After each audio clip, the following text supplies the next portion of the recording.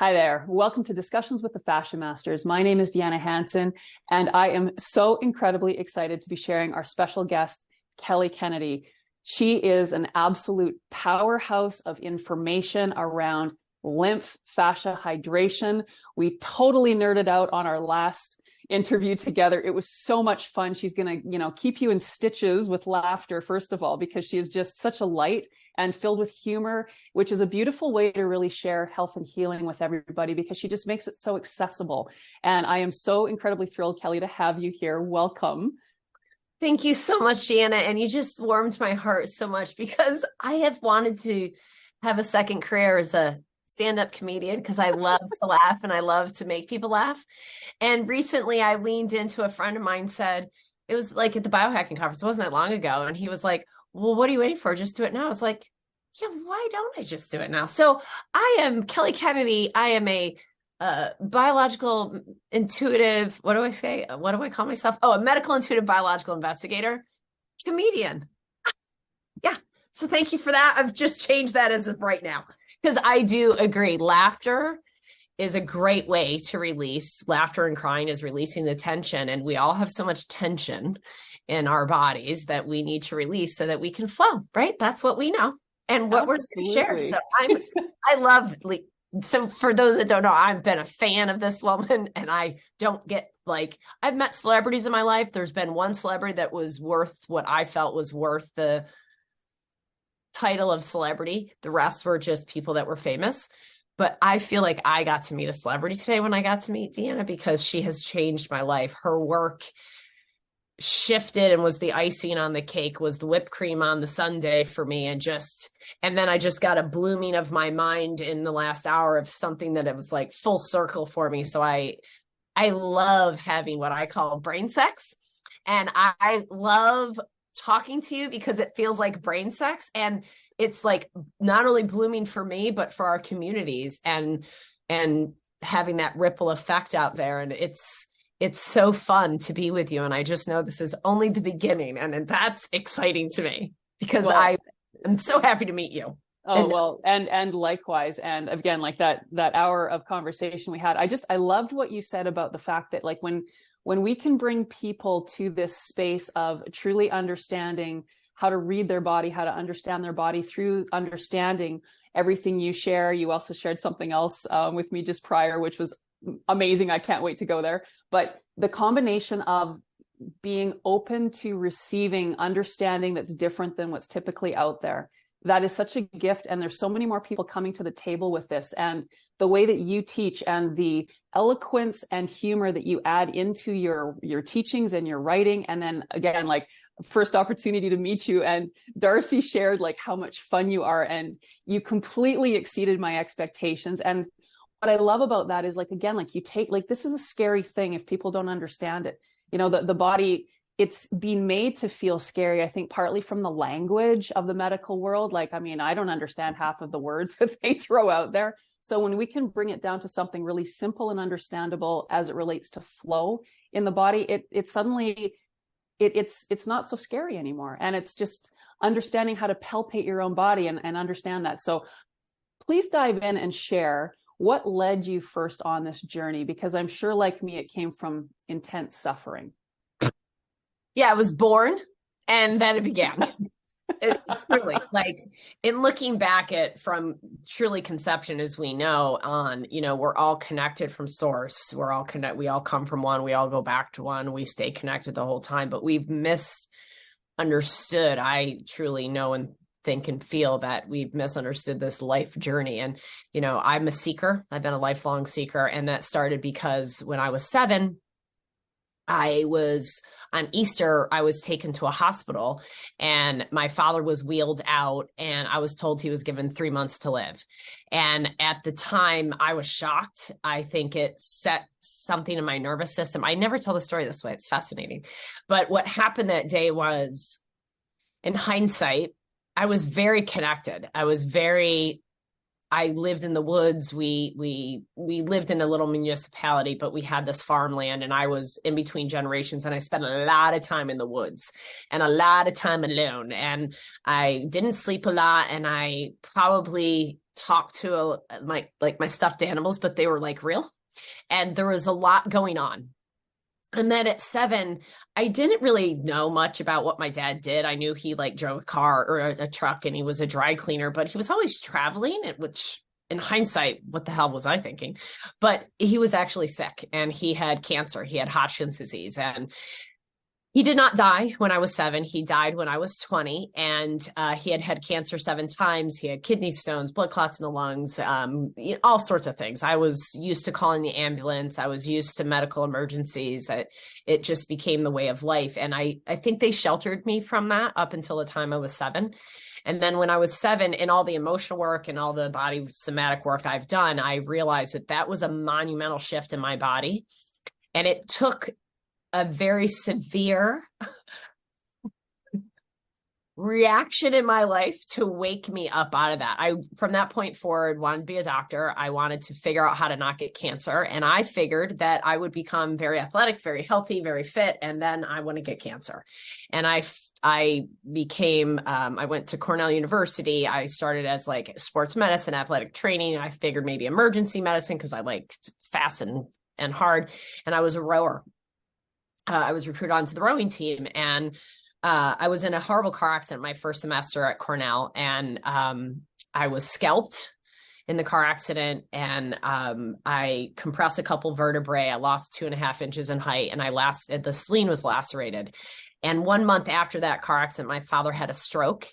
5 months later, he had another stroke. And at 55 years old, 5 months after that, of him laying in the hospital those last 5 months, not being able to swallow on his own, not being able to urinate on his own, literally laying there as an invalid with, I don't know what level of consciousness. All he did was roll his eyes at me a lot. And he died in that November. And I was taking medical ethics. Do you believe in God or creation? Or do you believe in God or evolution, rather? And I was like, this is a lot. This is fairly intense. And I was living on painkillers and muscle relaxers. I had already was living on 3 other medications for acne and asthma and allergies. And I was 20 years old on 6 medications, having a 55-year-old father at Hodgkin's and cancer 7 times, dead, at Cornell University pre-med, going, this feels off. And I have to give my mother credit. I was raised Catholic, and I was taught blind faith. And I give her so much gratitude. I give her such a hard time in my whole life. And I just, I'm healing my mother wound because of your freaking belly button work. And I've never been able to give her true gratitude until your belly button work. And wow. I realized that the blind faith that she taught us, that we prayed for my father, and he was a medical miracle. I mean, he was given 3 months to live multiple times, and he kept surviving. And I give him so much gratitude because I realize now how much he suffered and how much he was willing to suffer. And I firmly believe, for me to get a lot of the lessons in life, to realize how broken medicine is and how there are no answers outside of us. There's no chemo, there's no radiation, there's no pills, there's no supplements, there's no IVs that will ever heal us. I've done all of them. And what will heal us is within us. And that began this journey of the last 26 years of my life, because I found energetic, vibrational medicine at 23, 3 years after the car accident. As a seeker, I went to all the neurologists and the orthopedic specialists and the pain specialists and the hypnotherapists and the Reiki specialists and and it wasn't until I was in a sales company trying to sell water filters and air filters and natural products that they talked about this emotional healing that could help you in sales. And since I was sucking wind with a beautiful, very expensive degree from Cornell University, that I was now in a sales company doing direct sales and losing my shirt, very committed to like changing the world. And yeah, this is all toxic, and you got to clean up your environment. If you want to put it on your skin, or if you want to put it in your mouth, don't put it on your skin kind of concept in the 90s. And there was all this like beauty and wisdom and disconnect that I started to just seek. Like, what are the answers for how this body actually works? Because when I met this guy who did this emotional healing, this guy that's not my husband, I I did not understand what the hell was going on. I was just a seeker. He was in, oh, you can overcome emotional issues. So I went to him, and all of a sudden I started to make money. So I was like, hey, do you handle pain? And they were like, well, yeah, it's emotional work. Of course, it's vibrational. Of course we do that. Like, I should know this in 1996. And so I went to him, and he did emotional release technique on me and some allergy elimination. And in 3 months, I was like throwing the asthma inhaler away, was pain-free, drug-free. And I just went on about my life. And then life circumstances kept happening, because really I vowed when I came home from the hospital after being in ICU and really suffering and really in pain and really like, what is going on? Can I swear on your podcast? I should have asked. You can do whatever you want. Okay. It's all about you. I was like, what the fuck is going on? And I remember coming home, and there was a bat in the window, and I just talked to the bat like it was God. Funny, probably was not, probably is, because God is nature and God is everywhere. And so I had this conversation with this bat, and I was like, I don't even know if you exist. I was raised Catholic. I don't know. But if you do, and you give me my life back, I'll be the best disciple you've ever had. And when I got my life back, I wouldn't tell people my story, because I wanted to stop talking about my pain. Because so many people that have been in pain are like, how are you? How's your back? How are you? How's this? How are you? How's this? Well, aren't I all the same, B? And I was so frustrated at that time in my life with this identity that I had created unknowingly around my back pain, my illness, my sadness over my grief of my dad dying, the stories that we have told ourselves of who we are. And at 26 years in this journey, I've reframed it all to love it all and to have surrendered to it all, because I wanted people to understand how their body worked. And when I walked into his office on the second visit and said, let's handle pain, he literally did one technique in 15 minutes. And the pain was gone in my body. What did he do? I couldn't find it. I was like 6 days later, I was club rowing, which I still did all the things. I just took a lot of medication and, suffered. And it just wasn't at the level I was accustomed to playing at. Right. And so all of a sudden I'm rowing that Sunday, and I'm like, where's the pain? Where'd it go? Like, where? And then I went to the office for the next visit, and I was like, I'm just here to ask, how did you do it? And how do I make sure it doesn't come back? And I did not care if he said, oh, I hypnotized you. I gave you the Kool-Aid. I did not care. I was like, I'll keep drinking the Kool-Aid. It's fine. I don't want to suffer. This, And he literally is a man of very few words. And he goes, energy. Cool, huh? What are you talking about? And I just had a degree from Cornell in biology, and energy. What's energy? What are you talking about? And then I said, well, how do I make sure it doesn't come back? Because the clock is ticking. It was $90 for 15 minutes in 1996. I was a broke person at the time, was like, let's keep, let's go. How do I keep it? And he goes, just be what? What do I be? Do I do yoga? Do I meditate? Do I do Tai Chi? Like, what do you want me? He's like, just be. Well, I was like, I don't know what the hell is this guy, but I'm going to just hang out with him until I figure out what the hell he's talking about. And that started this 26-year journey that I've been on now since I was 23. And I have wanted people to understand how the body really works. That has been my goal, because I didn't want them to be, the last 3 years. Can we agree, as we record this in 23, that, because I know our work will live on forever. So we're recording this in 23, and the last 3 years since COVID, it's been something. And we had this beautiful clinic, and we were helping people that would come to us from far and wide, and we were opening up their flow. We were getting them to understand flow and to open up their fascia, get their lymph moving, get more oxygen in their body, structure the water in their body so energy can flow freely, so they can heal and regenerate how the body really works. Terrain medicine.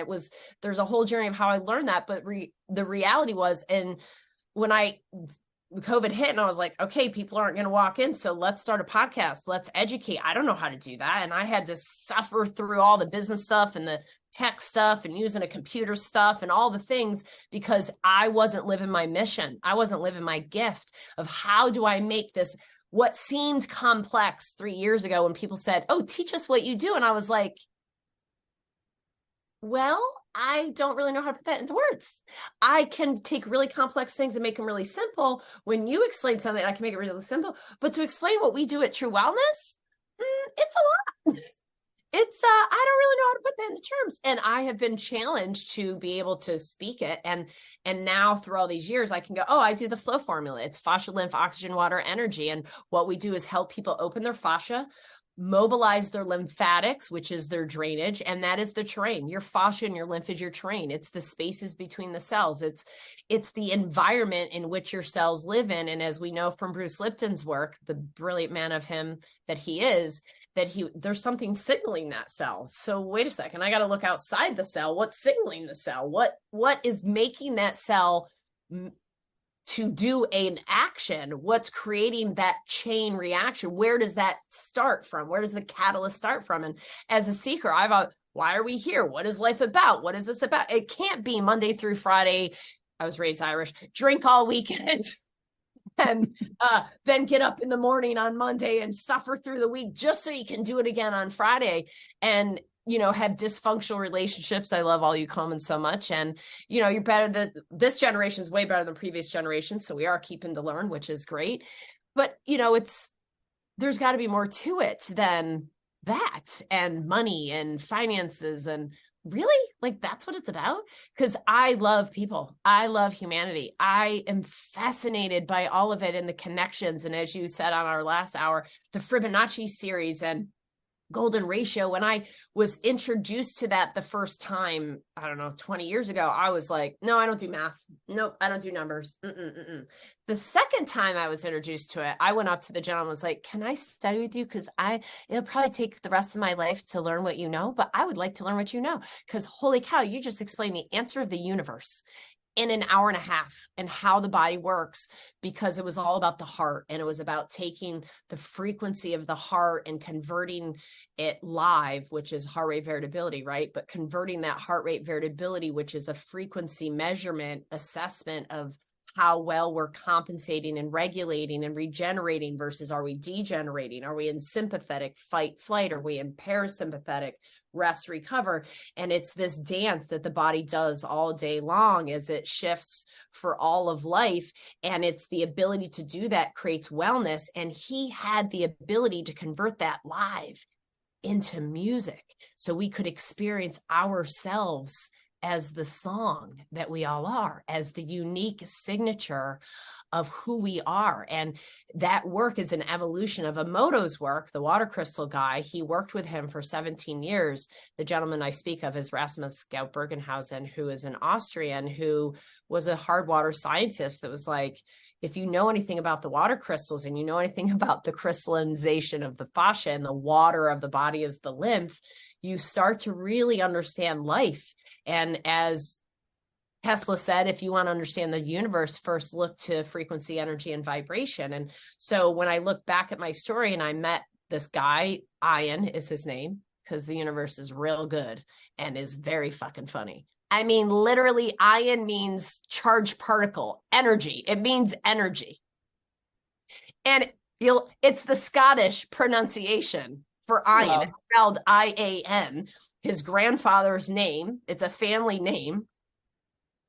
And I thought when he said energy that first day, I thought he was being a smartass, because I'm from upstate New York, where we are an Irish Catholic, where we're very sarcastic. We will not deal with our emotions. In my previous lineage, they'll just stuff them under the carpet and be funny and sarcastic about it. So I thought when I said, how'd you do it? He goes, energy. And I was like, really? You did it? That's what you're telling me?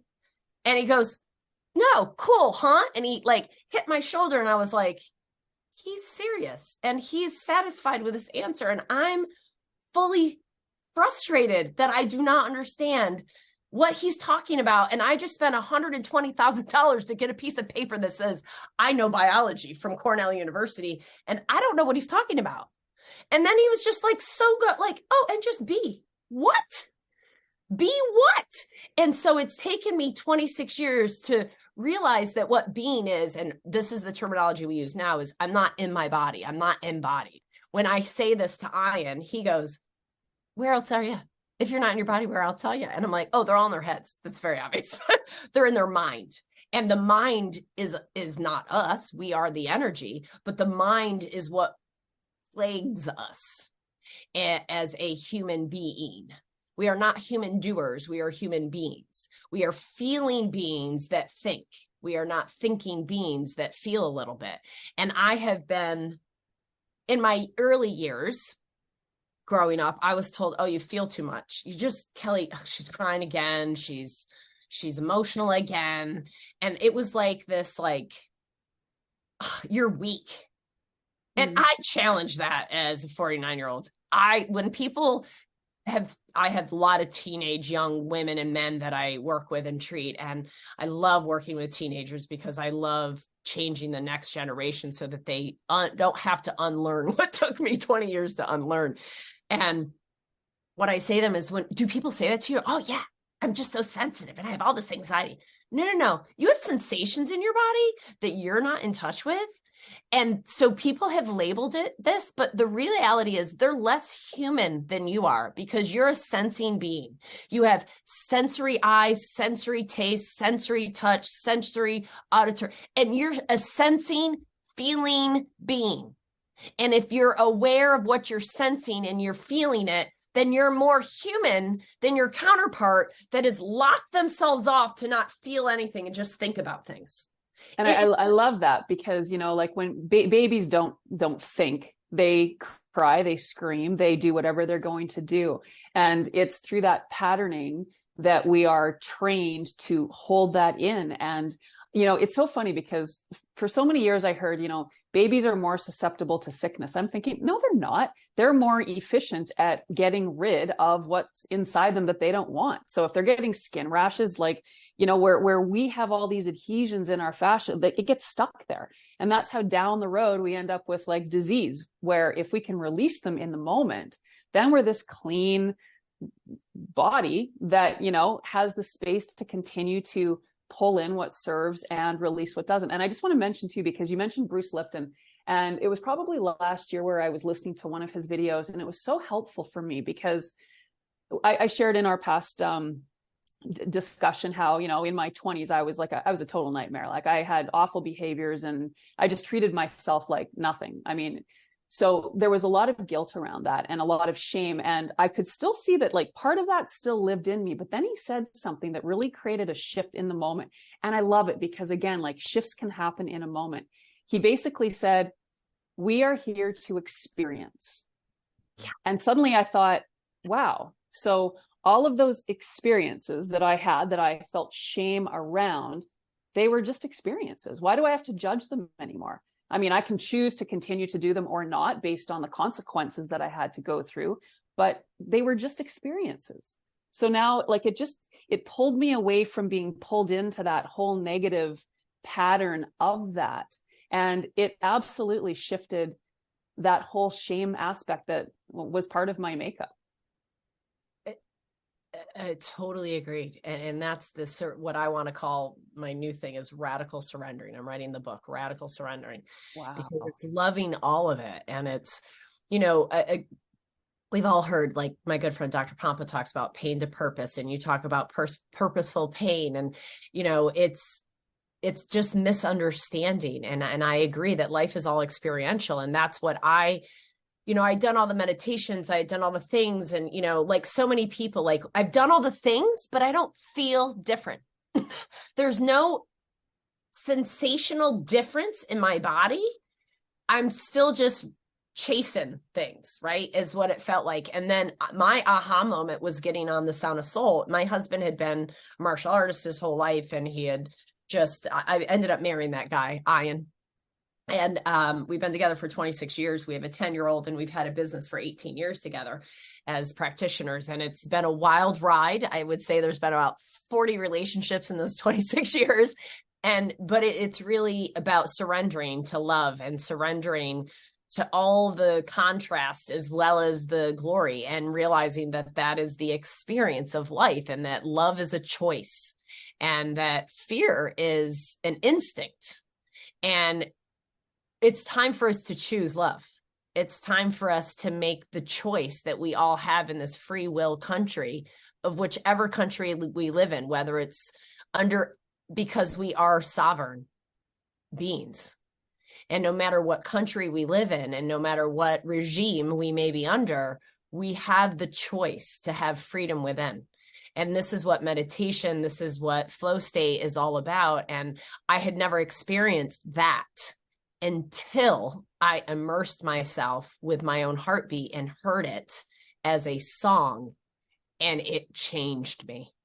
And that's when I really had my aha moment about fascia within a month or two of that, because I realized that this is the frequency fabric.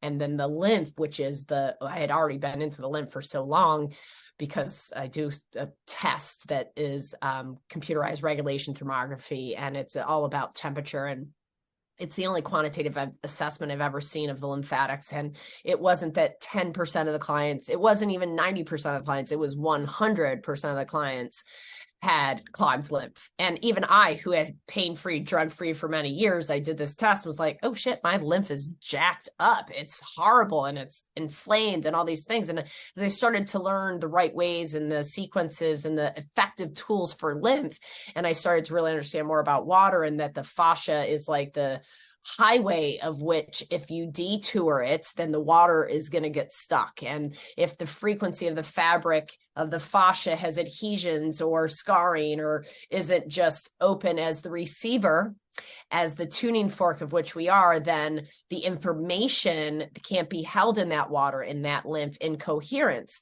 And so if you don't know coherence, that's a whole new terminology we're using in wellness and health to understand how to live in this regenerative flow state is really about having coherence with our environment. And it's environment in and the environment out. It's the living matrix in and the living matrix around us. And understanding that flow and lymph is this magnifier, this amplifier of those signals. And if it's dissonant information because it's coming into dissonance of our own fascia, then we're going to create dissonance, which is dis-ease. And as it becomes more harmonic and synchronized within the environment, then we have harmony. And what I discovered through that work, and what Rasmus discovered in working with Emoto, is that the mind is limited, and that not everybody could make beautiful water crystals duplicatable every single time. So it's not science. And science is something that Deanna and I are very keen to. We are scientists, and science is the willingness to fail and to create theories and fail and figure stuff out and look for pattern recognition. And one time something happens, you're like, oh, that's cool. The second time you're like, is it a coincidence? And then the third time you're like, okay, it might be a pattern. And the 400th millionth time you go, yeah, it's all about the fascia. And it's all about the Fibonacci series, and it's all about surrendering to love. And so what he found in that was, what he wanted, something duplicatable, that every time you can make beautiful water crystals. But the mind was limited, and what he discovered after a few years was he, as the observer, was the one that was thrown off the experiment because he had expectations, and those expectations were ruining his results. And when he figured out that he and Emoto figured out together that there were sounds, they were like, maybe there's a sound from the body that we could use. And so in his background, his parents were musicians. And so he was like, well, the frequency of the heart's a frequency generator. So we really got into heart rate variability. And he started to understand that when he played people's heartbeats to water every single time, it makes beautiful water crystals. And what I would say is, it might be a misunderstanding how I'm explaining it, because what I've learned for the last 5 years is that the center of our heart is coherent always. And that is what Colin McCready with Heart Math and has figured out as well, is that the heart can be in coherence at the center of it, because at the center of it is the source. The source of all living being is the center of us. And it is what connects us all to everybody else. It is I am you, you are me, we are one. We all go back to one. We all come from one.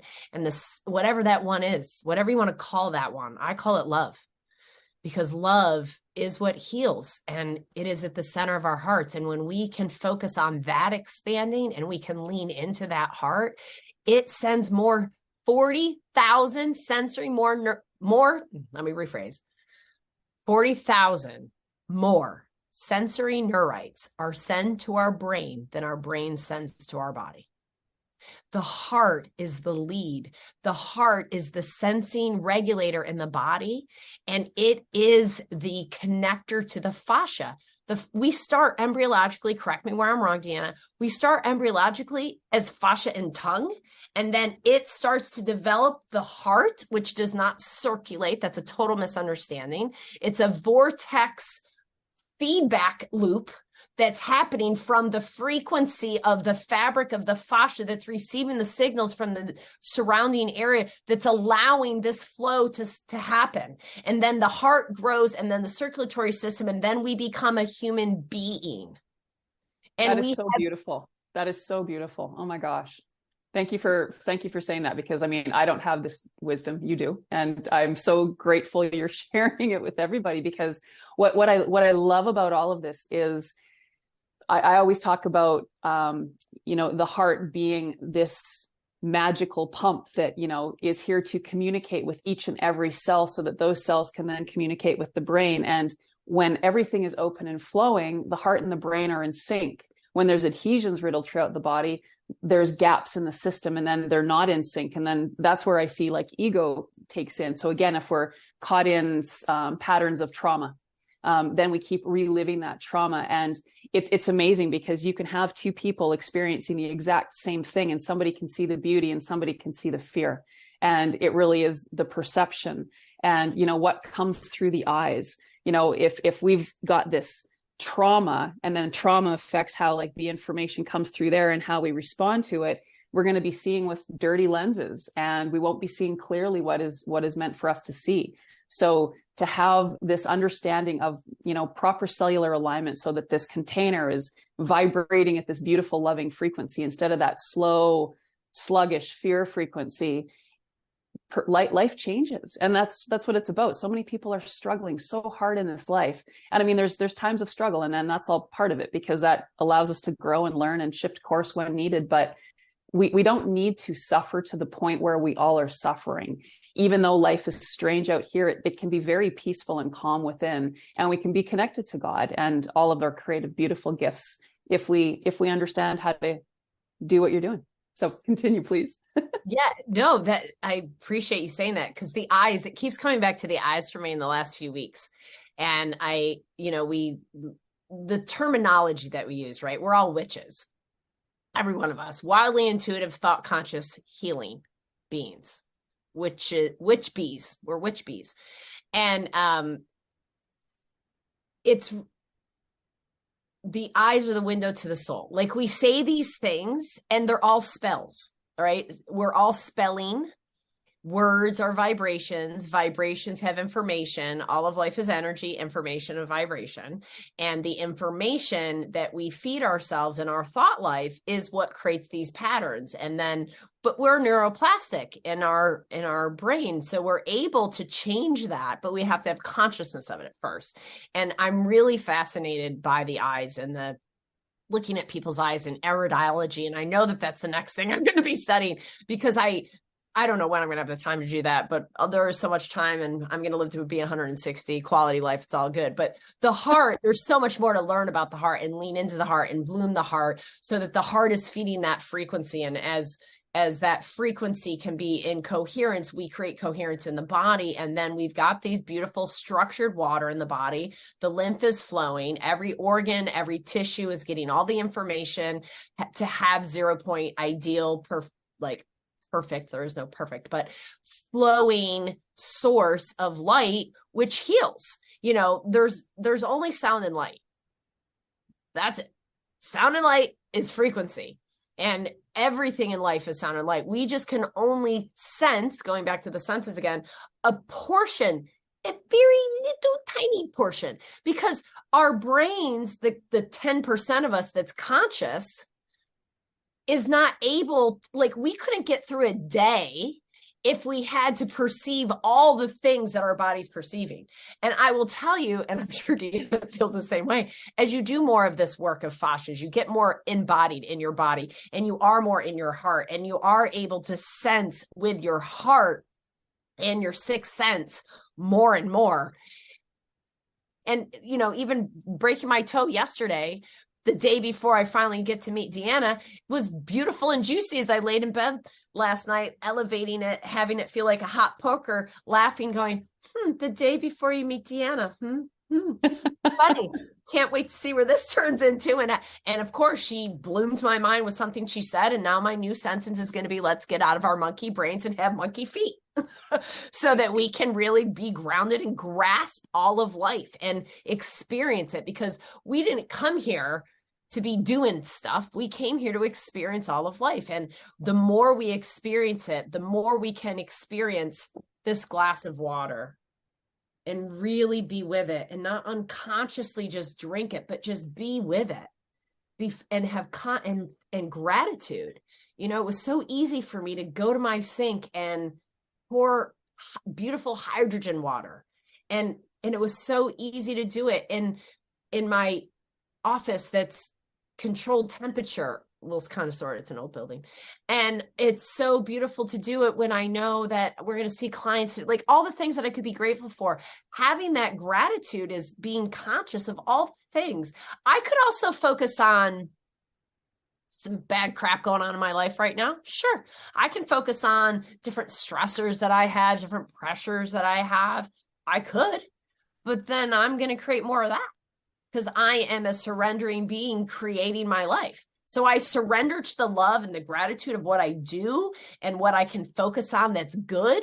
And then the rest tends to go away, because letting go. Lymph is about letting go of the toxicity, the pathogens, the traumas, the dramas that are caught in the tissues, in the fascia, in the lymph, in that terrain. And when we let go of those burdens, be them physical, mental, spiritual, or emotional, whatever those burdens are, as we drain the burdens, we create space, and now we have more flow.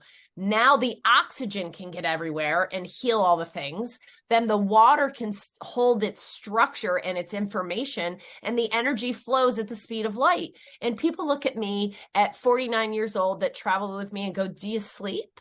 Yeah, it doesn't require a lot. It's okay. I don't use alarms. I go to bed at midnight, 1 o'clock, sometimes 10, give them whatever my body wants. And then I wake up sometimes at 5, sometimes at 7:30, most of the time 6, without an alarm, because my body's like, yeah, that's good. That's all I needed. And now we can move on. I am a little tired today, honestly, because I dreamed all night about having a broken toe. I thought it was very funny. It feels just like my life. I feel like I have a broken toe, dreaming about a broken toe. Wow, there's a lot here. And I woke up going, wow, there's a lot here. So you got to unwind this, because you've been doing this your whole life and you're done with the suffering and not understanding that this is a point that I can lean into of pain, as you beautifully state, to allow my body to let go of what no longer serves me. I have a new awareness, so I can step into my light and allow my light, which comes from within and from without. As I breathe in the light, I let go and exhale out the dark. And now I become more of it and less of me. Not that I am not a unique gift and you're not a unique gift. We're all a unique gift, but we are all more it than we are us. And that is the surrendering part, as a surrender experiment, the author. Yeah. Yes. Michael Singer. Thank you. Yeah. So takes 2. So, the surrender experiment is really beautiful to really, and I've struggled my whole life, like as a seeker, like, well, how do you surrender and create at the same time? It's very confusing and dichotomous information. I am a student and I want to do it right. And I want to be optimized and I want to live this high quality life. So how do I surrender and create my own reality at the same time? I don't get it. And what I have figured out is that, the heart is the surrender, and it sends 40,000 more sensory neurites than the brain. And the brain is really awesome, but it's the creator, and you got to get the brain wave into gamma to be in creation. But you don't do that in the sympathetic. You do that in the parasympathetic, because we have heart rate waves and we have brain waves. And when these are in brain and heart in coherence, when they're in harmony, the heart brain is going to send more information and it's going to be in coherence. And the brain then can create from coherence instead of all the crap in our life. And it's the opposite day. We have been so programmed to develop our brain and our cognition. And we are smart. Like we have, what we have done in 100 years morphs what we did for 500 in regards to the evolution of the human cerebrum. But what else is left? Like there's no more evolution physically. We're having people born without wisdom teeth because we don't grind like that anymore. So now it's just about, how can I live heaven on earth? How can I truly be present and have the gift of life and experience all of it and love all of it, regardless of my dad dying at 20, loving it, because that sent me on a journey I never would have been on before without it. And if I didn't have that car accident, I'm sure if you stood in that hospital that day with tubes hanging out of my head and inside ICU, my mom passing out as she walked in, overwhelmed by what she saw, I'm sure I would have said that day was a horrible day. And God bless me. I don't want tragedy in my life. Don't get me wrong. And I'm in a very different place in understanding to live in the flow with whatever that is seemingly a tragedy, knowing that it's always serving my highest good. It's always serving my mission in my life. That's the real flow state. And leaning into it is fascinating and fun. And that's the flow formula, to try to be a better receiver of love. How can, and when people now say, what do you do? I'm like, oh, I can actually answer that question. So do you know those people that have tried all the things? They've done all the protocols, the detox protocols, the IVs, they've done the dental remediation, they've done all the things, yet they don't feel different. Then we do a body-centered therapy to open up the flow state, to get the fascia open, the lymph moving, so oxygen goes everywhere. So you've got the water and the energy so that you can receive love better. If you can't feel that, then we have some technology, whether it's Flow Prezo, which is a suit that wraps you in and puts you in a parasympathetic state and allows you to open up your fascia and your lymph, Flow Prezo, or it's the Sound of Soul, that is the technology that allows you to experience your heart as sound and light. It also turns into light. The whole point is for you to receive love, because John Lennon had it right. All we need is love. And I have a theory actually about, the fact that we only use 10% of our brains. I believe we're only accessing 10% of our diaphragm, because of course the diaphragm is the foundation to the heart. So when it's working properly, it's giving the energy to the heart through that action. If we're breathing through the muscles of the upper chest, now we've got this confused platform for the heart. We've got this area of the aorta that is now compressed and twisted. So now the heart is having to go more into muscle force mode to try to pump that blood through this strangled tube. And because we have so much adhesion riddled throughout the body, in my view, we only have about 10% of our cells communicating with our brain, which is why the brain is really confused and skewed in what it is receiving and how we're supposed to actually be in this world, because we're programmed. So to reprogram ourselves is to reprogram the breath, because then the breath changes, then we feed more oxygen, then the cells can communicate with the brain, and so on and so on. And then again, we come back to that resonance. So I love how you explain and you tie it all together through the lymph and the hydration and the water crystals and all of that, because it gives such a beautiful visual of this demonstration of having these cells supported in that matrix where they're vibrating with effortless effort. And then if we have that, then we can tap into more of what the brain's information and how we're supposed to guide our lives will be directed, because then the heart is driving the brain instead of the brain taking over, thinking it's the master of the body, which, as we know, clearly it's not. It's so good to be with a like-minded person that really gets it. And I love fascia and how it connects all the pieces, and all the parts of our bodies together, because the beauty of the experience, that like the heart rate variabilities, light sound thing, the Sound of Soul, is really about that ability to receive that love.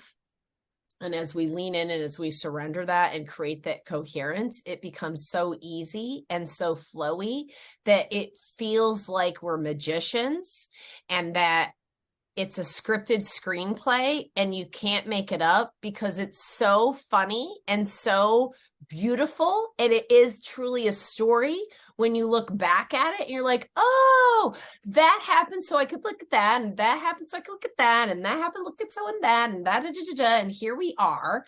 And now what's going to happen? And it's that unexpectedness of life that is the beauty of like, well, I wonder why that's, and trusting it without anger or expectations, and just discovering the outcomes of life. And I just, just came back last week from being at a 10-day yoga retreat in the Mexican jungle. And then on my travels home, I happened to be in what was supposed to be a Category 5 hurricane.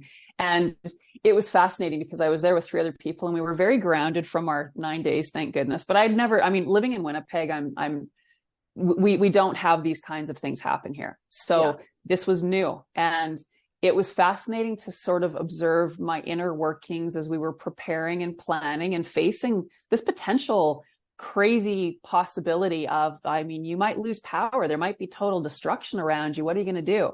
And so just surrendering to that and seeing how the 4 of us came together and we just worked.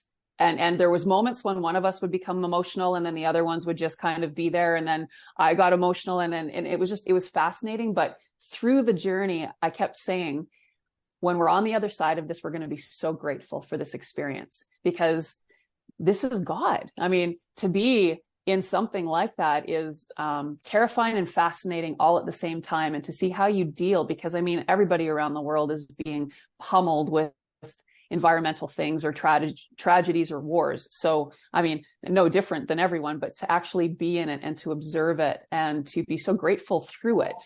And then the connections that were made, like the friendships that were made, the bonding that's created from living through these experiences are absolutely fascinating. And as soon as I got back home, already my life is changing in these really cool ways. These things that I was like my home, I'm moving. I've been in my space for almost 16 years. I love it here, but suddenly it's like, yep, it's time to go. Just flip of the switch. So that's where that magic stuff comes in. And it comes from those unexpected things. And if I knew 2 months or 2 weeks earlier that you're going to be dealing with this, there would have been a very different experience than had I just been thrown into it, because then there would have been the fear of what's going to happen, and then the anxiety around that. So I love that we don't know what tomorrow brings, and it might be beautiful, it might be scary, but either way, how do we handle it? And how can we keep our systems in a space where we can receive what we're meant to, let go what we're not? And we all have a time when it's our time to end. And if that were the case, that would have been the case. And I thought of that too, wow, this could be my last day on this planet. Who knows, right? We don't know. And now coming home, because I actually had that moment, because of course we all think we're invincible, but having had that moment where there could have been that possibility, now I've restructured my brain to seeing every day as being completely different than I was before I left. I have this new sense of, wow, the gratitude for the cup of water, or for everything else, for the relationships, for the hardships, the challenges, all of it. It's just experiencing. And every day that you're here, you get to simply experience. And if you can do it with love and pass that beautiful vibration through you, it's going to be a fun ride, as opposed to suffering, which is how I think most people are, where most people are stuck at this point. And that's why we're here, to share these approaches so that you can bring that love into your life, no matter the situation you find yourself in, and so that you can choose each and every day to see it as a unique opportunity to either stay with what serves or shift if it doesn't.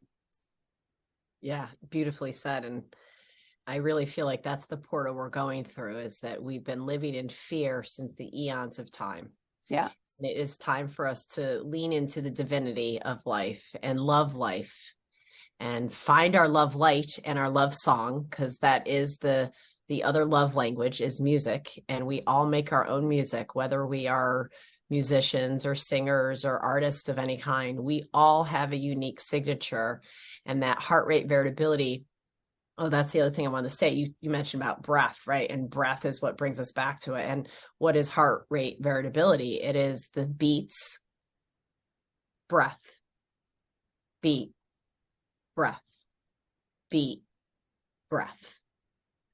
So it's the frequency and the breath to harmonize these together that allows this flow state. And that's why I've studied heart rate variability, frequency, energy, and vibration to understand life and how it works, to teach people how their body works so that they can rid themselves of the burden.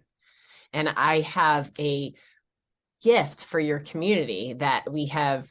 So excited. This has been a labor of love to try to figure out how to speak what we do into terms that are simple and easy, and to give practical solutions for self-care over healthcare to allow people the freedom of that sovereignty of which we spoke about. And it's an ebook. It's only 14 pages, but it's chocked full of information of what the flow formula is about and how it is here to serve you.